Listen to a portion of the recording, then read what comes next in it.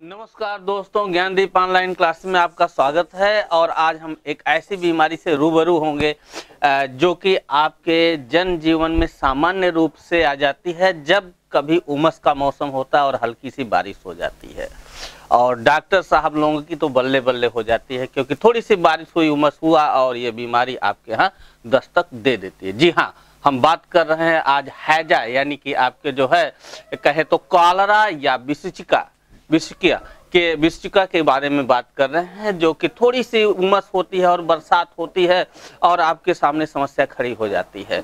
तो आज हम जानेंगे कि ये कॉलरा जो कि आपको दिख रहा है बैक्टीरियल बीमारी है, बैक्टीरिया भी आपके सामने दिख रहा है ये, और इसके क्या प्रभाव हो सकते हैं और हमारे किस अंग को प्रभावित करता है और कैसे हम इससे निपट सकते हैं, कैसे हम इससे बच सकते हैं, क्या इसके कारक हैं और इसके फैलने की वजहें क्या क्या हैं, प्रभावित कौन से अंग होंगे और इसका उपचार क्या संभव है, वैक्सीन कौन सी होगी, इन सब की बारी बारी से हम लोग जानकारी लेंगे। तो चलिए शुरू करते हैं कॉलरा के बारे में यानी हैजा के बारे में। तो बता दें कि हैजा जो है आपका एक बैक्टीरियल बीमारी है।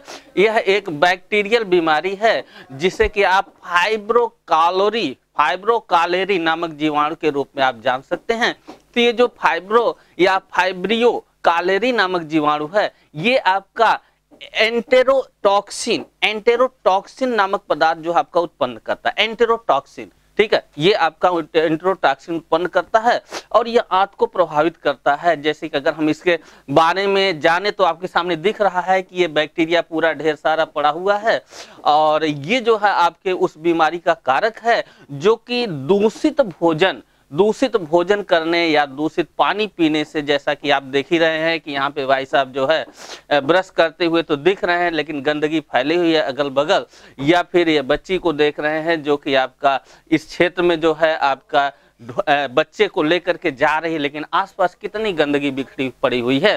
तो ये गंदगी जो है क्या है, कॉलरे के लिए ही जिम्मेदार है। तो इन सब की बारे में अगर हम देखें तो ये जो है कह सकते हैं हमारे आम जन जीवन में या हमारे जो है उन क्षेत्रों में, बस्तियों में, जहाँ झुग्गी झोपड़ियों में जहाँ गंदगी भरी पड़ी रहती है, वहां पर जो है इस तरह की समस्या आम बात हो जाती है। तो ये जो है दूषित भोजन, पानी और जो है इस रोगी के संपर्क में, जो इससे रोगित है, इससे ग्रसित व्यक्ति है, उसके संपर्क में आने से आपकी ये बीमारी फैल जाती है। ठीक है, इसके आने से बीमारी फैल जाती है। सीवेज आज की डेट में बहुत काफी शहरों के किनारे नालों में पानी भर के बहता रहता है, उसी के किनारे जो है साग सब्जी उगा दी जाती है। तो उस साग सब्जी यानी कि जो सीवेज के किनारे आपके साग सब्जी उगाए जा रहे हैं, इस तरह के जो आपके सब्जियां उगाई जा रही हैं, उनसे भी इसके फैलने का डर है। दूषित अशुद्ध जो आपके भोजन करने से, मान लीजिए कि जैसा आप देख रहे हैं कि खुले मार्केट में आप ये बेच रहे हैं और इससे मक्खियां इधर से उधर भिनभिना रही हैं। तो मक्खियां जो है, मक्खियों के जो पैर होते हैं ना, पैर में नीचे गुदोरी जो होती है वहां पे इसके बैक्टीरिया चिपक जाते हैं और वो चिपक करके सामने दूसरे भोज्य पदार्थ पर फैला देते हैं और इस खुले भोज्य पदार्थ के खाने से भी आपके यहाँ बैक्टीरिया हो जाता है या पैदा हो जाता है। और स्पेशली ये बसंत और ग्रीष्म ऋतु में तो इसका कहर ही अलग होता है। अगर हम ग्रीष्म ऋतु की बात करें तो जैसे ही आपका थोड़ा सा मौसम गर्म होता, आर्द्र होता है और थोड़ी सी बारिश हो जाए, आर्द्र मौसम में गर्म हो, नमी हो, थोड़ी सी बारिश हो जाए, तो इसके फैलने के लिए यानी इसके उत्पन्न यानी कॉलरा के बैक्टीरिया के उत्पन्न होने और उसके फैलाव के लिए जो है टॉनिक सा काम कर जाता है। ठीक है, अगर हम इससे प्रभावित अंगों की बात करें तो आपके सामने फिगर में दिख रहा है कि बैक्टीरिया से जो आपका छोटी आंत जो है ये दिखाई गई है, छोटी आंत जो है आपके सामने फिगर में दिखाई गई है। तो ये इससे प्रभावित अंग के रूप में आपका छोटी आंत है। ठीक है, इससे बैक्टीरिया से जो है प्रभावित अंग के रूप में अगर हम बात करें तो छोटी आंत प्रभावित होती है। यहाँ पर जो है वाइब्रियो कालरी जो है ये एक आपका ग्राम निगेटिव जीवाणु है। याद रखिएगा, यह एक ग्राम निगेटिव जीवाणु है जो एंटेरोटॉक्सिन या कॉलेरोटॉक्सिन, ठीक है, एंटेरोटॉक्सिन या कॉलेरोटॉक्सिन उत्पन्न करता है। और ये जो है एंटेरोटॉक्सिन या कॉलेरोटॉक्सिन जो है छोटी आंत पर असर अपना डालता है। छोटी आंत की जो श्लेष्मिक परतें होती हैं उस पे अपना ये असर डालता है, उस पर प्रभाव डालता है, जिसके चलते जो है आपके शरीर में उल्टी या दस्त जैसी स्थिति उत्पन्न हो जाती है। जैसा कि आप देख रहे हैं, ये फिगर में दिख रहा है कि ये कालरा के शिकार दिख रहे हैं और उल्टी की समस्या इनके सामने दिख रही है। ठीक है, तो ये इस तरह के लक्षण ये दिखने लगते हैं, उल्टी होने लगती है, दस्त होने लगता है, बमन होने लगता है और ज्यादा से ज्यादा पानी जो है निकलने लगता है, लैट्रिन पतली होती है उल्टी में। इससे जो पानी ज्यादा निकल जाता है, जान ही रहे हैं शरीर में अगर पानी की कमी हो जाएगी तो डिहाइड्रेशन के शिकार हो जाएंगे, निर्जलीकरण के शिकार हो जाएंगे और आपको अंततः आपको इस अवस्था में पहुंचा देता है कि हॉस्पिटल में आप बिस्तर पे पड़े हुए मिलेंगे। यानी आपको इस स्थिति में ये पहुंचा देता है कि आप जो है बिस्तर पे होंगे हॉस्पिटल में और ऊपर से ग्लूकोज लटका हुआ होगा और चढ़ाया जा रहा होगा पानी। तो पहली जरूरत ये हो जाती है कि भाई अगर इस तरह की समस्या आती है तो शरीर में पानी और खनिज लवण की कमी ना होने दें। ठीक है, तो ये आपकी यहाँ से बात निकल आती है। और जब पानी निकल जाएगा तो रक्तचाप घटना यहाँ पर रक्तचाप घट जाता है, पानी निकल जाता है रक्तचाप घट जाता है, कोई विशेष बात नहीं इसमें, क्योंकि पानी निकल रहा रक्तचाप जो है आपका घटेगा ही, घट जाएगा। ठीक है, तो यहाँ पर रक्तचाप कम हो जाता है, निम्न रक्तचाप की स्थिति हो जाती है। तो जो लक्षण दिखा प्रदूषित भोजन खाने से और जो है प्रदूषित जगहों पर रहने से, तो भाई इसका समाधान कर लीजिए ना, इसकी सफाई कर लीजिए ना। ठीक है, और दूसरी बात अगर हो गया है तो पतली दस्त हो रही, पानी अधिक निकल रहा है तो ज्यादा से ज्यादा पानी पीजिए, खनिज लवण लीजिए।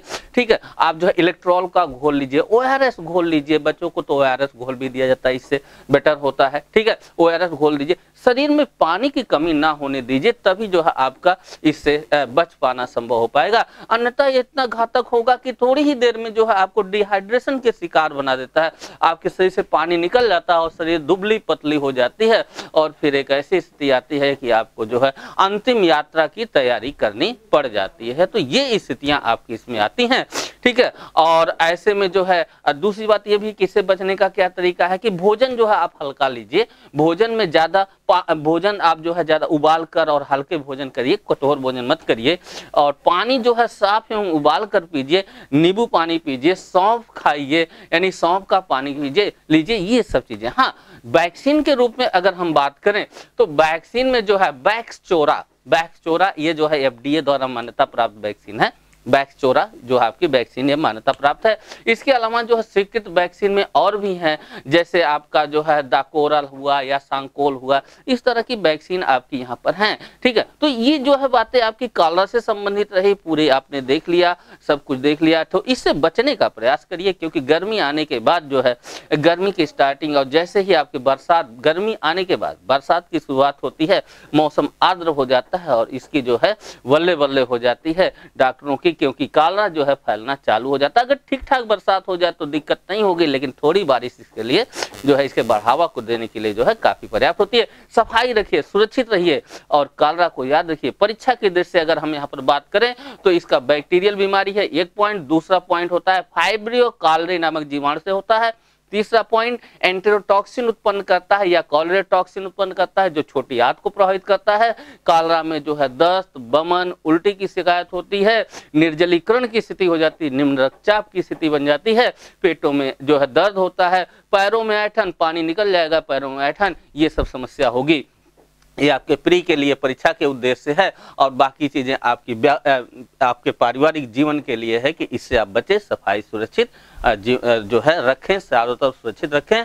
और वैक्सीन में आपका वैक्सचोरा याद रखिए, FDA द्वारा मान्यता प्राप्त है और इस कालरा को या कालरा हैजा कहें या विसूचिका, इसको दूसरा नाम भी बोलते हैं। तो हम लोग मिलते हैं कल फिर एक दूसरी बीमारी के साथ, इसी तरह के वीडियो में एक नई बीमारी को लेकर के और उसके बारे में जानकारी लेंगे। हमारी और अन्य क्लासेस भी चलती हैं जो कि आपकी ऑनलाइन लाइव क्लासेज हैं, जिसकी लिस्ट आपके सामने पूरा शेड्यूल दिया गया है, इसको आप देखें और लाइव क्लास का आनंद लें और परीक्षा पास करें। तो मिलते हैं हम अगली क्लास में।